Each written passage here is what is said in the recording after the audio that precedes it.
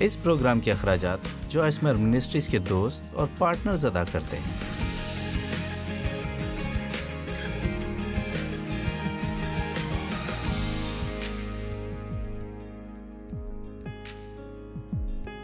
دل کی مرضی کا خطرہ، لوکا 16:12، یہ وہی تمثیل ہے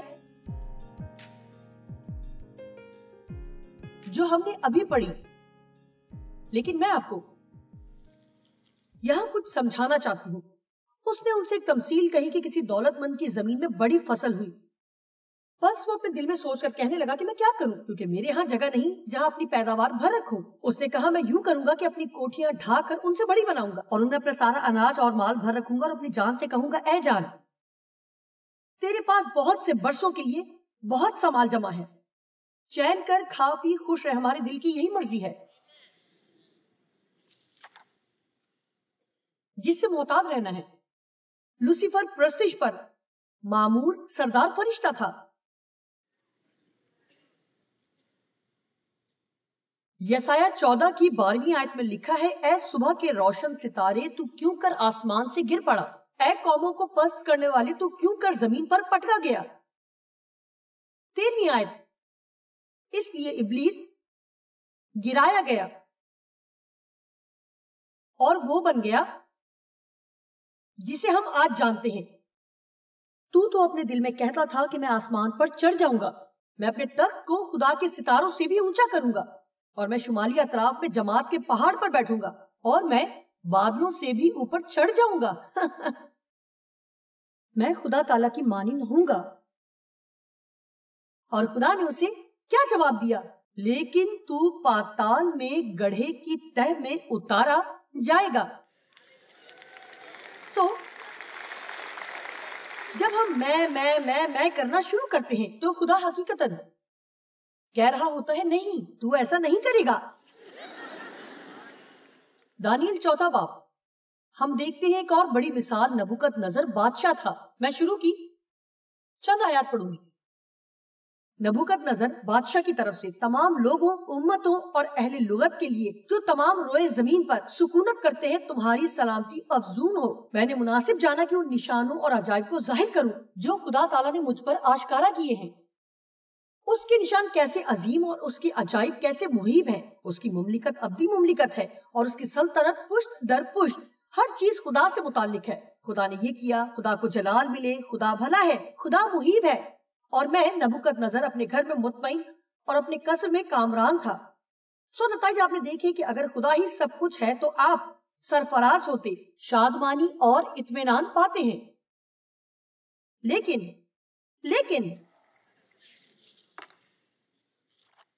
26ویں آیت کے بعد، اور مجھے نہیں پتا ان 26 آیات کو جینے میں اسے کتنی دیر لگی، 30ویں آیت کے شروع میں، 26ویں آیت بعد میں، وہ شخص جس نے کہا تھا، جو مطمئن اور کامران تھا، بادشاہ نے فرمایا کیا یہ بابل اعظم نہیں جس کو میں نے اپنی توانائی کی قدرت سے تعمیر کیا ہے کہ دارالسلطنت اور میری جاہ و جلال کا نمونہ ہو؟ دیکھیے، جب خدا آپ کو کچھ بخشتا ہے تو آپ کو ان تمام باتوں میں محتاط رہنا ہے کہ کہیں آپ یہ نہ سمجھنے لگیں کہ آپ مختار نہیں، مالک ہیں۔ آمین۔ چاہے جتنے بھی روپے پیسے سے خدا نے آپ کو نوازا ہے، کبھی اس پر حق نہ جتائیں۔ آپ اس کے مختار ہیں اور خدا اسے لے کر آپ سے وہ کرنے کی توقع رکھتا ہے جو وہ آپ سے کہے، نہ کہ صرف وہ جو خود آپ کرنا چاہتے ہیں۔ اگر آپ کے پاس کسی کمپنی کا با اختیار عہدہ ہے جہاں آپ کام کرتے ہیں تو آپ کے پاس حق ہے، لیکن لوگوں سے بد لحاظی برتنے کا آپ کو کوئی حق نہیں ہے، اور یہ اختیار کہ آپ ان سے جو چاہیں کروائیں کیونکہ آپ باس ہیں۔ اب سنیں، آپ کے پاس موقع ہے کہ آپ وہاں جا کر خدا کو پیش کر سکتے ہیں اور ان سے یسوع کی مانند بہترین سلوک کر سکتے ہیں۔ آمین۔ با اختیار لوگ اکثر اپنے اختیارات کا ناجائز استعمال کرتے ہیں۔ مجھے یہاں یہ بھی کہنا چاہیے کہ اکثر اوقات شاید با اختیار لوگ اپنے اختیارات کا ناجائز استعمال کرتے ہیں اور سوچتے ہیں کہ چونکہ وہ طاقتور ہیں تو وہ کچھ بھی کر سکتے ہیں جیسا وہ چاہیں. یہاں تک کہ میں کچھ ایسی منسٹریز کو بھی جانتی ہوں, نام نہیں لوں گی, لیکن وہ مقبولیت کی اونچائیوں سے گر کر ریزہ ریزہ ہو گئی. خود سے ہم نے ذاتی طور پر بات کی, خود میں نے تو نہیں, لیکن مجھے ایسا بتایا گیا کہ ایسا کیا ہوا کہ وہ وہاں سے یہاں آ گئے.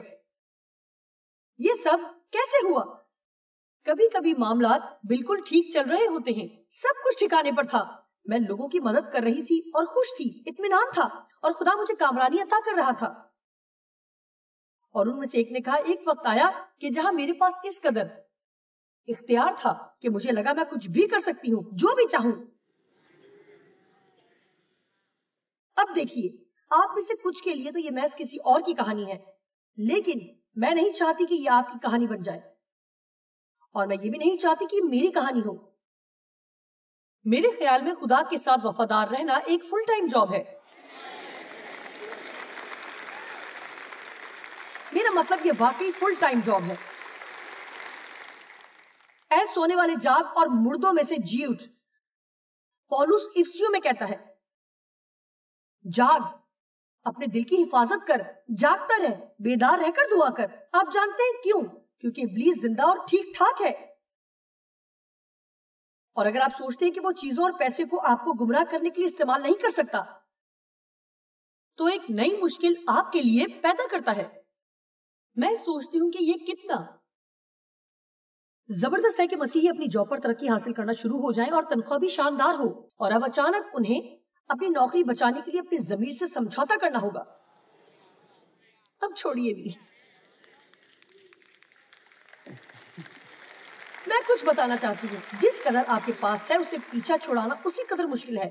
آج رات کوئی تو اس سے کچھ سیکھے گا.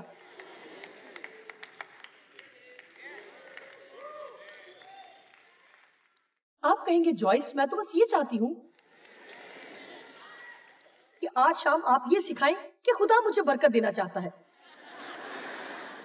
چلیے میں 1 منٹ کی بریک لے کر آپ کے لیے کر سکتی ہوں اگر آپ چاہیں, کیونکہ آپ جانتے ہیں کہ خدا آپ کو برکت دینا چاہتا ہے. آپ اس کے بچے ہیں اور وہ اپنی برکتیں آپ کے علاوہ اور کس کو دینا چاہے گا؟ بائبل میں 3 یوحنا 2 میں لکھا ہے, اے پیارے میں یہ دعا کرتا ہوں کہ جس طرح تو روحانی ترقی کر رہا ہے اسی طرح تو سب باتوں میں ترقی کرے اور تندرست رہے. وہ کیا کہہ رہا ہے کہ میں چاہتا ہوں کہ تو سب کچھ پائے جو تو سنبھال سکتا ہے تو بھی.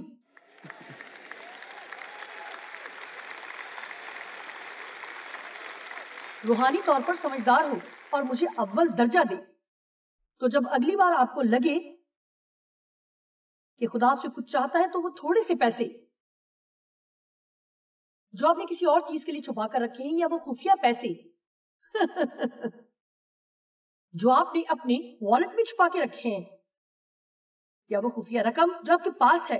کیا ہم سب کو ایسے خفیہ پیسے پسند نہیں جو ہم نے کہیں رکھے ہوں, جس کے متعلق کوئی دوسرا نہیں جانتا ہو, اور ہم اسے کہیں باندھ کے یا کہیں چھپا کے رکھتے ہیں کہ یہ میرے پیسے ہیں؟ لیکن کیا آپ جانتے ہیں خدا آپ کے والٹ کے اس حصے کو کبھی کبھار ٹٹولتا ہے. یا کیسا رہے گا اگر وہ آپ کی من پسند چیز کو دینے کے لیے کہہ دے؟ یہ امتحان ہے نا. اگر آپ کو لگتا ہے کہ آپ یہ نہیں کر سکتے تو آپ الٹے قدموں واپس لوٹ سکتے ہیں. ہمیں خود پر نظر رکھنی ہے. کیا کوئی ہے یہاں؟ ہمیں خود پر نگاہ رکھنی ہے. پچھلی سردیوں میں نے بغیر آستین کے گرم شال خریدی اور وہ بہت خوبصورت تھی. او میرے خدا, وہ ایسی زبردست چیز تھی جس کو بس پہن لیں اور بس. آپ سمجھ رہے ہیں نا, وہ ایک او میرے خدا, وہ ایک چھوٹی فر والی سنڈریلا جیسی تھی. اس کے ساتھ وہ ایسا سر بھی تھا اور وہ بہت عمدہ تھی. اور میں جہاں بھی جاتی, او یہ تو بہت شاندار ہے, بہت عمدہ ہے. سو میں ایک اسٹور میں گئی جہاں ایک جوڑا جسے میں جانتی تھی کام کرتا تھا, اور میں اس عورت کو بہت اچھی طرح سے جانتی بھی نہیں تھی, لیکن وہ بہت اچھی عورت تھی.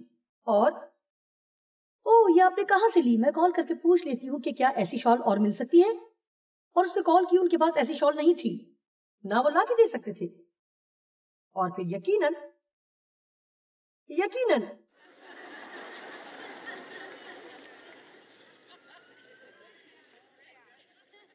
خدا نے مجھ سے کہا میں اسے وہ دے دوں. میں بالکل نہیں دینا چاہتی تھی, مجھے وہ شال بہت پسند تھی. وہ میری تھی.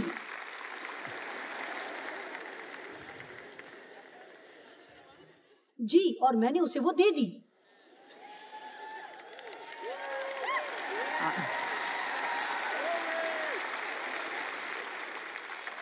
اس لمحے میں انتہائی خوش نہیں ہوئی، لیکن میں ایمان رکھتی ہوں کہ مجھے، آپ جانتے ہیں، میں خدا کی نافرمانی کرنے کے بجائے اپنے بدن کو دکھ دینا پسند کروں گی. جی ہاں، میں خدا کی فرمانبرداری کر کے اپنے بدن کو خطرناک دورہ پڑنے دوں گی بجائے خدا کی نافرمانی کر کے اپنے بدن کو خوش کرنے کے. جی، اگر تو آپ دانیل کے باقی کے قصے کو جانتے ہیں، میرا مطلب آگے چل کے سب کچھ بہت عجیب ہو جاتا ہے. میرا مطلب 31ویں آیت میں بادشاہ یہ بات کہہ ہی رہا تھا کہ آسمان سے آواز آئی کہ اے نبوکت نظر بادشاہ، تیرے حق میں یہ فتویٰ ہے کہ سلطنت تجھ سے جاتی رہی. سو جب تک وہ خدا کو جلال دے رہا تھا، ہر بات خدا سے متعلق تھی. خدا نے یہ کیا، خدا نے وہ کیا. وہ اپنی جگہ پر اطمینان اور اپنی قصر میں کامران تھا. 26ویں آیت کے بعد وہ اپنی ہی ذات سے اس قدر متاثر ہو گیا کہ اب سب کچھ اس کے کاموں سے متعلق تھا. آپ جانتے ہیں، میں اپنی زندگی میں یہ کہنے میں بڑی محتاط ہوں. میں کہوں کہ یہ میری منسٹری ہے. میرے نام کی تختی ضرور لگی ہے، لیکن یہ میری منسٹری نہیں، یہ مجھے خدا نے عطا کی ہے. آمین. جتنی دیر میں نے پائی اس سے کئی گنا تیزی کے ساتھ وہ اسے مجھ سے واپس لے سکتا ہے. میں آپ کو بتا سکتی ہوں کہ کامیابی کی سیڑھی چڑھنے میں تو دیر لگتی ہے، لیکن اسے گرنے میں نہیں. یہ پلک جھپکنے میں ہو سکتا ہے، اور ایک ہی طریقہ ہے کہ میں ایسا نہ ہونے دوں، اور وہ یہ کہ ہر روز آزمائش پر غالب آؤں اور خدا سے بڑھ کر کسی بھی بات کو اپنی زندگی میں اہمیت نہ دوں. آمین. یہ ہم سب کے لیے بہت ہی اچھا ہے. اور یہاں بائبل میں ایک نوجوان شخص ہے جو امیر نوجوان کہلاتا ہے. متی 19:16 آیت میں لکھا ہے، اور دیکھو ایک شخص نے پاس آ کر اس سے کہا، اے استاد، میں کون سی نیکی کروں تاکہ ہمیشہ کی زندگی پاؤں؟ اس نے اس سے کہا کہ تو مجھ سے نیکی کی بابت کیوں پوچھتا ہے؟ نیک تو ایک ہی ہے، لیکن اگر تو زندگی میں داخل ہونا چاہتا ہے تو حکموں پر عمل کر. اس نے اس سے کہا، کون سے حکموں پر؟ یسوع نے کہا، یہ کہ خون نہ کر، زنا نہ کر، چوری نہ کر، جھوٹی گواہی نہ دے، اپنے باپ اور اپنی ماں کی عزت کر، اور اپنے پڑوسی سے اپنی مانند محبت رکھ. اس نوجوان نے اس سے کہا کہ میں نے ان سب پر عمل کیا ہے. اور وہ بلا شبہ اپنی ہی نگاہ میں راست باز شخص تھا، اور مجھے پورا یقین ہے کہ وہ اپنی جوانی سے ان تمام باتوں پہ عمل نہیں کرتا ہوگا. اب مجھ میں کس بات کی کمی ہے؟ یسوع نے اس سے کہا، اگر تو کامل ہونا چاہتا ہے، کامل سے مراد یہاں روحانی بلوغت ہے جس میں اپنی ذات کی نفی کرنے والا کردار شامل ہے، تو جا اور اپنا مال و اسباب بیچ کر غریبوں کو دے، تجھے آسمان پر خزانہ ملے گا، اور آ کر میرے پیچھے ہو لے. اب بہت ہی مشکل ہے کہ آپ یہ حوالہ پڑھیں اور کوئی اس پر تالی بجا دے. سچائی تو یہ ہے کہ میں نے ایسا کبھی ہوتے نہیں دیکھا، اور نہ ہی یہاں ایسا ہونے کی توقع رکھتی ہوں. ظاہر ہے، کیونکہ جا اپنا مال و اسباب بیچ کر غریبوں کو دے والی بات سے ہماری جان ہی نکل جاتی ہے نا؟ جی. تو یہاں ایک بات ہے، میں بالکل یہ نہیں مانتی کہ یسوع کا ارادہ اس سے سب کچھ لے لینے کا تھا. وہ تو اس کے اندرونی مسائل کو دیکھ رہا تھا، اور وہ اسے آزما رہا تھا. اور کبھی کبھار جب خدا ہمیں آزماتا ہے تو اس لیے نہیں کہ وہ چاہتا ہے کہ ہم کیا کریں گے، بلکہ اس لیے کیونکہ وہ پہلے ہی سے جانتا ہے کہ ہم کیا کریں گے.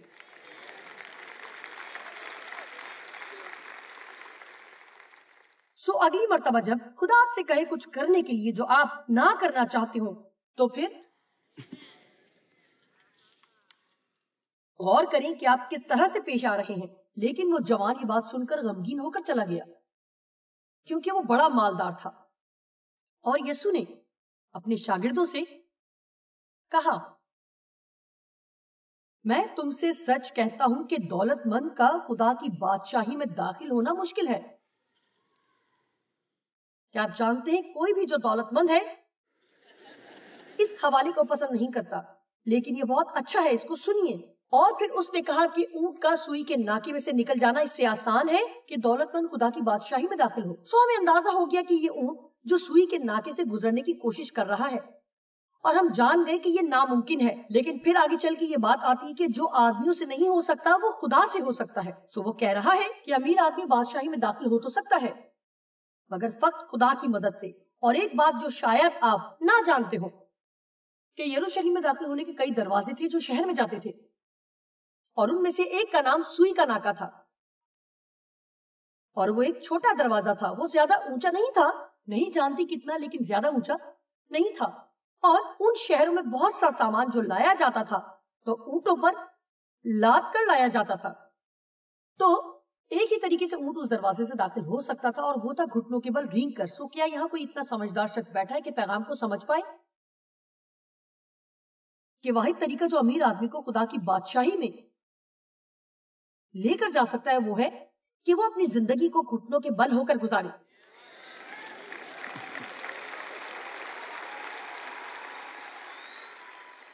کیونکہ جس قدر ہمارے پاس ہے تو کچھ نہ کچھ برائی ہمارے بدن میں، دل میں نہیں بلکہ بدن میں چلتی رہتی ہے، جو کہتی ہے بچا بچا کے رکھ، اپنے لیے انبار لگا۔ آمین۔ اور یہ بات ہم سب کے اندر ہوتی ہے، پھر چاہے آپ کتنے ہی روحانی کیوں نہ بن جائیں، یہ بار بار اپنا غلیظ سر اٹھاتی ہے اور وہی بات آپ سے بھی کرتی ہے جو باقی سب سے، اور آپ کو اسے پہچاننا اور کہنا ہے نہیں، میں خدا کی فرما برداری کروں گی اور وہی کروں گی جو خدا مجھ سے چاہتا ہے، میں مطلبی اور خود پرست نہیں بنوں گی۔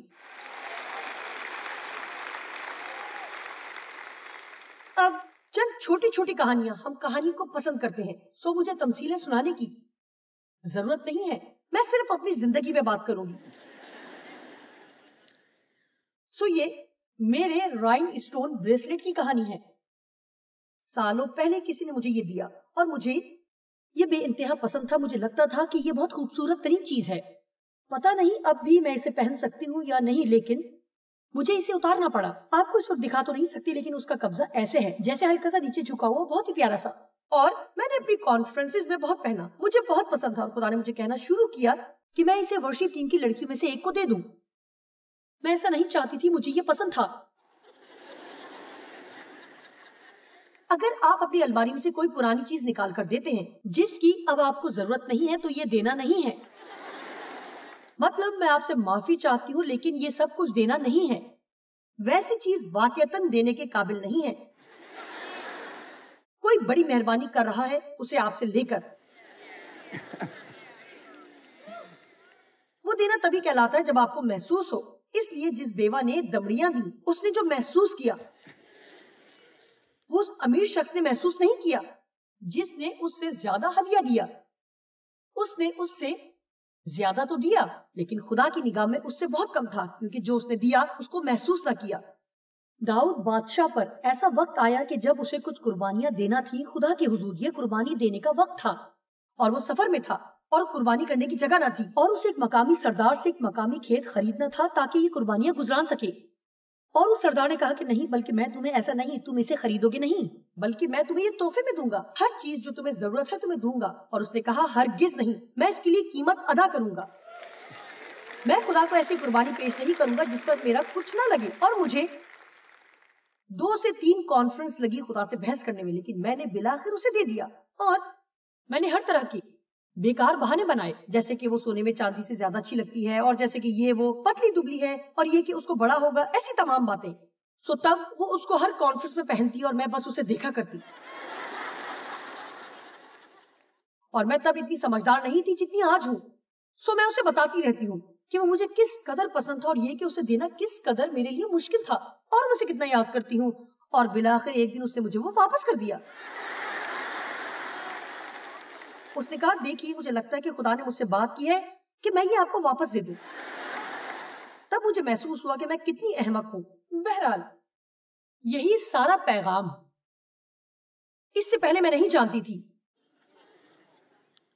اور اس کے بعد جب کبھی میں اسے پہنتی تو سوچتی کہ یہ مجھے پسند نہیں۔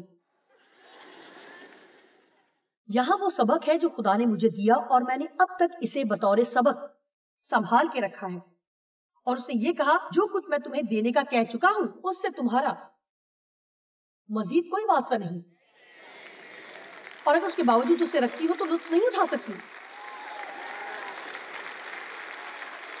आमीन।